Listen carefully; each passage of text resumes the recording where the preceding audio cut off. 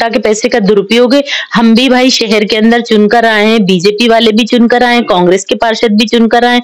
जितना आप बीजेपी के पार्षद को दे रहे हैं उतना ही आप कांग्रेस के पार्षद को देंगे। नगर निगम भोपाल में नेता प्रतिपक्ष शबस्ता ज्योति ने शहर की समस्याओं को लेकर पत्र लिखा है। उन्होंने यह पत्र नगर निगम कमिश्नर, नगर निगम अध्यक्ष, महापौर भोपाल, नगरीय प्रशासन विभाग के तमाम अधिकारियों के नाम लिखा है।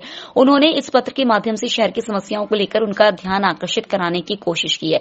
नेता प्रतिपक्ष ने बयान देते हुए कहा कि अभी तक नगर निगम परिषद की जितनी भी बैठक है उन बैठकों में सिर्फ घोषणाएं हुई हैं, उन घोषणाओं पर कोई अमल नहीं हुआ है। बैठक में जनता से जुड़े हुए मुद्दों पर कोई चर्चा नहीं होती है, जबकि शहर में सीवेज, स्ट्रीट लाइट, सड़क, नाली, पानी के साथ आवारा कुत्तों की बड़ी समस्या है।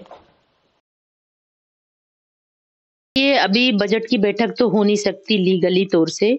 बजट का जो हमारा कार्यकाल रहता है 31 मार्च को खत्म होता है और 31 मार्च से नहीं तो फिर ये अगर बजट अभी लेकर आ जाएंगे तो फिर इनको 1 महीने का ब्यौरा कैसे देंगे, वो नहीं कर सकते ये। दूसरी वो जो समय है उसी समय में बजट आएगा और हमने पत्र लिखा है मेयरिन काउंसिल को, कमिश्नर को, अध्यक्ष जी को, नगरीय प्रशासन विभाग को, आयुक्त को, संभाग आयुक्त को और प्रमुख सचिव को कि जितने भी जनहित के मुद्दे हैं उनको किसी भी परिषद की बैठक में शामिल नहीं किया जाता और पीछे के दरवाजे से करोड़ों अरबों रुपए के टेंडर कर दिए जाते हैं।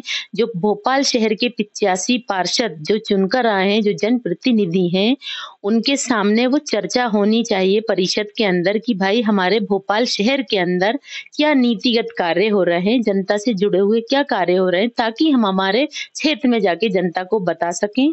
जैसे हमने सीवेज पे चर्चा कराने की बात कही है कि आपने जन भागीदारी से करोड़ों रुपए वैध और अवैध कॉलोनियों से लिए हैं, लेकिन वो आप क्या परिषद के अंदर बताएंगे और आपने 345 करोड़ का टेंडर भी कर दिया है। तो ये दोनों चीजें अलग अलग हो गई। तो जो जन भागीदारी से आपने पैसा लिया था वो पैसा कहाँ कर दिया।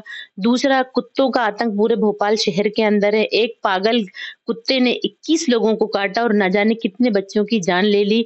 हमारा 2 करोड़ का वो बजट वो कहाँ चला जाता है।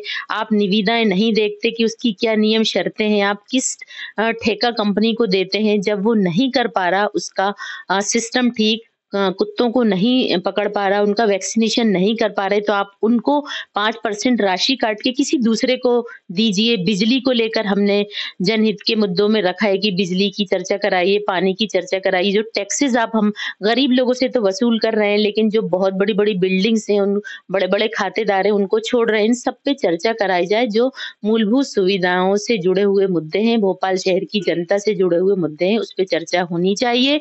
और जो मेयर साहब ने पिछले बजट के अंदर घोषणाएं की थी, स्कूल खोलेंगे, सामुदायिक भवन खोलेंगे, महिलाओं का मार्केट बनाएंगे, फिश मार्केट बनाएंगे, मीट मार्केट बनाएंगे, उसमें लाखों रुपए 500 लाख, 200 लाख, 1000 लाख, तो ये सारा पैसा का आपने अभी कोई टेंडर नहीं किए और यदि किए हैं उन कार्यों के लिए तो आप बताइए, और नहीं किए तो वो पैसा कहाँ चला गया। इस सब के लिए हमने पत्र लिखा है जिसके ऊपर चर्चा होनी परिषद में आवश्यक है और परिषद के अंदर जितने भी प्रस्ताव आते हैं, संकल्प आते हैं, उसका अनुमोदन परिषद से लेना अनिवार्य है।